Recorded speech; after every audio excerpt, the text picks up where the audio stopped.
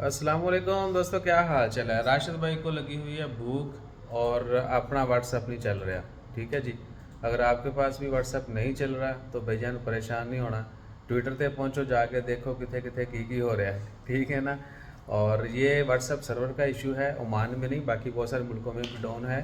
Message आ जा नहीं रहे, बेशक वाईफाई से करें या फिर आप करें ये मोबाइल नेटवर्क से।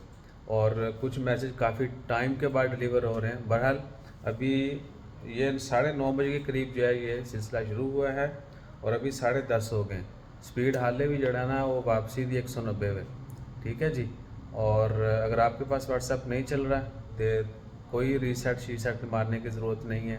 व्हाट्सएप डिलीट नहीं करना, ठीक है ना। और ना ही बार बार अनइंस्टॉल करके इंस्टॉल करना है, ना वाईफाई को रिस्टार्ट करना है, ना मोबाइल को करना है। ये व्हाट्सएप का एप्लीकेशन का इशू है, कुछ देर में सॉल्व हो जाएगा।